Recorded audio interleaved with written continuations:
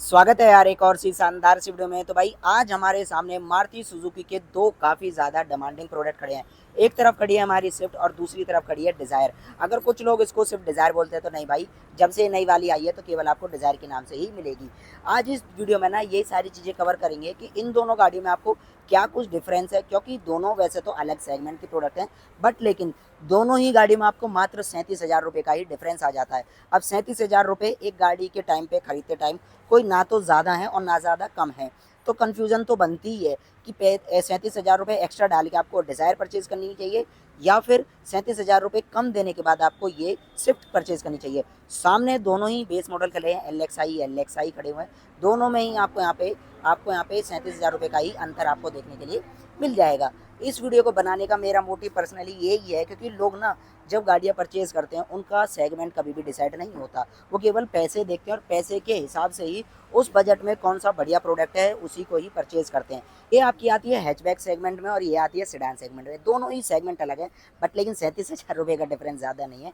इस वजह से ये वीडियो बनाने का मेरे को मोटिव मिला। दोनों ही इसके बेस मॉडल हैं, दोनों ही कुछ टाइम पहले ही अपडेट हुए हैं। फीचर्स लगभग आपको दोनों ही गाड़ियों में कुछ कुछ सेम मिलते हैं, कुछ कुछ आपको अलग देखने मिल जाते हैं। सारी चीज़ें डिटेल में कवर करेंगे। पूरी जानकारी के लिए वीडियो को लास्ट तक ज़रूर देखना। तो मेरा नाम है दीपांशु भूषण और आप देख रहे हैं मेरा चैनल दीपांशु गहराज। सबसे पहले प्राइस की बात करें तो इस गाड़ी का एक शोरूम प्राइस है 5,79,000 और इस गाड़ी का एक शोरूम प्राइस है आपको यहाँ पे 6,26,000, यानी कि केवल 37,000 रुपये का ही डिफरेंस है। अब 37,000 रुपये में एक तो आपको थोड़ी सी बड़ी गाड़ी मिल जाती है और 37,000 कम देने के बाद आपको छोटी गाड़ी मिल जाती है। फटाफट से फीचर कवर करते हैं कि फीचर्स में आपको यहाँ पे क्या कुछ डिफरेंस मिल जाता है। सबसे पहले आप चाबी देखो, दोनों ही गाड़ियों की जो चाबी है वो सेम है। दोनों में ही आपको यहाँ पे लॉक अनलॉक के बटन है, पीछे से भी सेम, और एक नहीं दोनों ही चाबी आपको यहाँ पे सेम देखने के लिए मिल जाती है। प्रोडक्ट है फ्रंट से डिज़ाइन के मामले में दोनों के दोनों ही आपको यहाँ पे अलग देखने को मिलेंगे। चाबी में कोई डिफरेंस नहीं है।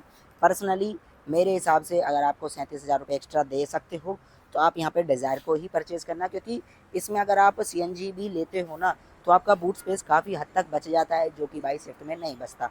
बट लेकिन कहीं ना कहीं लोगों को फिर भी स्विफ्ट ही ज़्यादा पसंद आती है। फीचर्स पे आए, फ्रंट लुक में दोनों में ही आपको यहाँ पे सेम ही प्रोफाइल देखने को मिलेगी, कोई ज़्यादा अंतर नहीं है, क्योंकि दोनों में ही आपको यहाँ पे प्रोजेक्टर हेडलैम्प है, दोनों ही येलो लाइट प्रोवाइड करते हैं। किसी में भी आपको यहाँ पर डीआरएल नहीं है, इसमें लग रही होगी डीआरएल नहीं, बट लेकिन इसमें क्रोम के एलिमेंट है। पायलट लैंप, हजार्ड के लैंप आपको सेम ही देखने को मिलेंगे। नीचे दोनों में ही आपको फॉग लैंप नहीं मिलते, बट लेकिन इसमें आप देख रहे हो ये एज ए एक्सेसरी लगे हुए हैं। इन दोनों में कोई भी फॉग लैंप नहीं आता। बस इसमें फ़र्क क्या आता है कि जो इसमें बेस मॉडल के होने के बावजूद भी जो ग्रिल है वो ग्लॉसी ब्लैक मिलेगी, यानी कि थोड़ा थोड़ा बेस मॉडल वाली फील है वो कम आएगी। बट लेकिन इसमें इसमें पूरी की पूरी ही बॉडी ब्लैक है। नीचे से बम्पर के आप देखो, ये आपको यहाँ पे ब्लैक कलर के एलिमेंट्स हैं। इसमें पूरा का पूरा पैनल ही आपको यहाँ पे ग्लॉसी ब्लैक मिल जाता है, यानी कि केवल डिज़ाइन का ही फ़र्क है। फीचर्स में फ्रंट में कोई भी फ़र्क नहीं मिलता। वैसे आपको बता दूं, ये इसका LXI टूर एस वाला वेरिएंट है, यानी कि टैक्सी पर्पज़ वाला, जिसमें कि आपको यहाँ पे CNG मिल जाती है। बाकी इस वीडियो में इसलिए बना रहा हूँ क्योंकि फीचर हैं वो सारे ही सेम रहेंगे, बट लेकिन बस आपका CNG का ही फ़र्क आ जाएगा। और हाँ, CNG से याद आया कि दोनों ही गाड़ी में आपके ना VXI ही मॉडल से CNG मिलती है, यानी कि बेस मॉडल में आपको CNG नहीं मिलती। अगर किसी के बेस मॉडल में भी CNG मिलती तो थोड़ा सा उसकी तरफ जाने का पॉइंट ज़्यादा बन जाता। बट लेकिन अगर आपको टैक्सी यूजेस में चलाना है तो डिज़ायर आपके लिए बेस्ट है। कमर्शियल यूजेस में चलाना है, कहीं लगानी है, आपको अपना काम कराना है, तो इस वजह से बेस्ट है, क्योंकि इसमें आपको यहाँ पर टूर एस का वेरिएंट मिल जाता है। मिलने को तो वी इसमें मिलता है, बट लेकिन ज़्यादा बिकता भाई यही है। विंग शील्ड है आपको सेम मिलेंगे, दो वाइपर, दो बहुत सारी प्लेसिंग।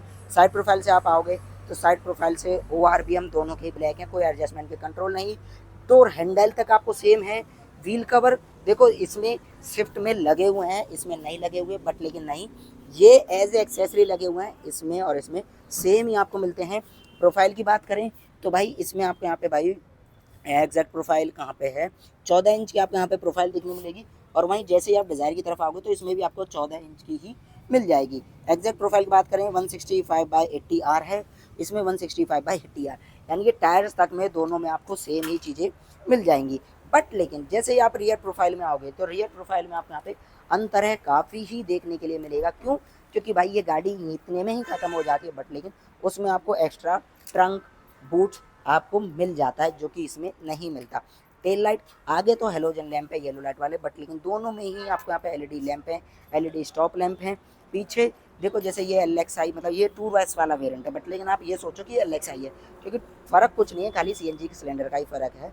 इसमें आपको थोड़ा ब्लैक ब्लैक कोजी कोजी सा लगेगा फ्रंट से भी और रियर से भी। इसमें आपको फ्रंट और रियर से सच पता नहीं चलेगा कि ये भाई आपका बेस मॉडल है। बस इसमें आपको अब डिफॉगर मिलेगा, और भाई इसमें भी आपको डिफॉगर मिल जाएगा। यहाँ पे शार्क फिन एंटीना आपको एक्स्ट्रा मिल जाता है, इसमें वायर वाला एंटीना अच्छा नहीं लगता, इसमें वायर वाला एंटीना मिल जाएगा। स्पॉइलर ये एज एक्सेसरी लगा हुआ है, उसमें आपको लगाने की ज़रूरत नहीं है, कंपनी से ही फिटेड आपको देखने के लिए मिल जाएगा। भाई देखो इसमें ना जैसे ही मैं बूट को इसको एक्सेस करता हूँ, तो गाड़ी को पहले अनलॉक कर लेते हैं। गाड़ी जैसे ही आप अनलॉक करोगे तो बूट को एक्सेस करने के बाद ना इसमें थोड़ा बहुत आपके यहाँ पे स्पेस बच जाता है, जबकि स्विफ्ट में ना के बराबर ही स्पेस बचता है। अगर आपको सीएनजी लेनी है और सीएनजी में ज़्यादा अंतर नहीं आ रहा है, प्राइस का 30-40 हज़ार रुपये का अंतर आ रहा है ना, तो भाई मेरे हिसाब से डिज़ायर लो, क्योंकि सेफ्टी में भी कोई अंतर नहीं है, लुक्स के मामले में भी कोई अंतर नहीं है। इंटीरियर की तरफ आते हैं कि इंटीरियर में आपको यहाँ पे क्या कुछ चीज़ें मिल जाएगी। फेंडर पे इंडिकेटर इसके भी है, फेंडर पे इंडिकेटर आपके उस पर भी देखने को मिलेगा। जैसे ही आप इसके इंटीरियर में आओगे पूरा का पूरा आप देखो पूरा ही पैनल ब्लैक है, चारों पावर विंडो है, ड्राइवर वाला ऑटोमेटिक है और म्यूजिक सिस्टम नहीं है। इसमें आपको यहाँ पे ऑटोमेटिक क्लाइमेट कंट्रोल नहीं दिया, उसकी जगह डिज़ाइनिंग ऐसी दी गई है जैसे कि ऑटोमेटिक हो। यहाँ पे स्टेयरिंग पे कोई कंट्रोल नहीं। यहाँ पे देखो आइडल स्टार्ट स्टॉप, ये फॉग लैंप एज एक्सेसरी लगा हुआ है। स्टेयरिंग है भाई, टिल्ट है, टेलीस्कोपिक नहीं मिलता। बीच में आपको आर्मरेस्ट, ये भी एज एक्सेसरी लगा हुआ है, इसमें नहीं मिलता। बाकी एज सच डिज़ाइन के मामले में थोड़ा सा आपको डिफरेंस मिलेगा।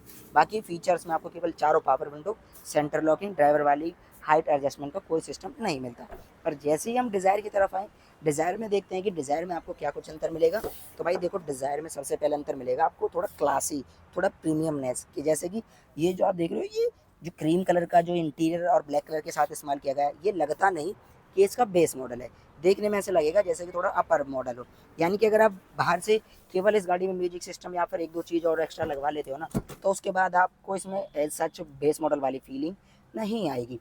इसमें भी चारों पावर विंडो है, ड्राइवर वाली भी वन टच है, ORVM को कोई एडजस्टमेंट कंट्रोल नहीं। इसमें भी ऑटोमेटिक एसी नहीं मिलता भाई। देखने में डिज़ाइन में भी इसमें आपको यहाँ पे एसी के जो कंट्रोल है वो ऐसे ही दिए गए हैं, ऊपर कोई प्रॉब्लम नहीं। बाकी और सारी चीज़ें आपको सेम ही मिलेगी। बस इसमें फ़र्क कहाँ आएगा, थोड़ा सा जो कलर कॉन्ट्रास्ट है उसका ही फ़र्क आएगा।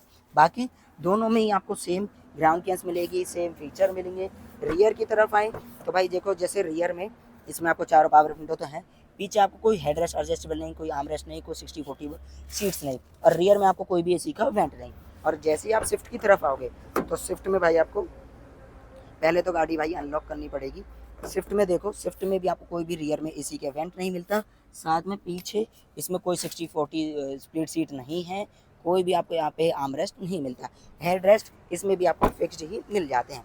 चलो फीचर्स का तो मैंने फ़र्क बता दिया। अब इंजन की बात करें भाई, दोनों के दोनों में ही आपको 1.2 लीटर का 3 सिलेंडर बढ़िया आपको इंजन मिल जाता है। पावर फिगर की बात करें तो दोनों में ही लगभग सेम ही पावर मिलाती है। पेट्रोल की माइलेज बात करें तो 22-23 नॉर्मली ये निकाल के देती है, इतनी ही माइलेज ही निकाल के देती है। सीएनजी में 32-33 की निकालेगी और सीएनजी में ये भी इतनी निकालेगी। फ़र्क कुछ भी नहीं है। अगर आपका बजट टाइट नहीं है भाई, अगर आप थोड़ा सा 40-1 हज़ार रुपये मतलब ऑन रोड में फ़र्क आएगा, अगर आप 30-40 हज़ार रुपये एक्स्ट्रा डाल सकते हो तो डिज़ायर ही लेना भाई, स्विफ्ट की तरफ मत जाना। दोनों की अच्छी खासी आपको रीसेल है, बाकी सबकी अपनी अपनी ओपिनियन है। स्विफ्ट पसंद आती है, किसी को डिज़ायर पसंद आती है। अगर फीचर की कंपेयर की बात करें तो भाई डिज़ायर लॉन्ग टर्म के लिए बेस्ट है, क्योंकि सीएनजी में भी बेस्ट है, कमर्शियल यूजेज में भी आपको चाहिए तो बेस्ट है। और बाकी सिडान गाड़ी है तो थोड़ी जो कंफर्ट है, जो रियर स्पेस है, वो ये एक्स्ट्रा प्रोवाइड कर देती है। तो बस ये थी इस गाड़ी की वॉक अराउंड वीडियो। कमेंट्स में आप अपनी ओपिनियन ज़रूर बता के जाना कि आपको कैसी लगी। अगर वीडियो थोड़ी सी इन्फॉर्मेटिव या फिर अच्छी लगी हो तो प्लीज़ एक चैनल को लाइक कर देना। चैनल पर पहली बार आए तो प्लीज़ चैनल को सब्सक्राइब कर देना। मिलते हैं भाई नेक्स्ट वीडियो में। आज के लिए धन्यवाद।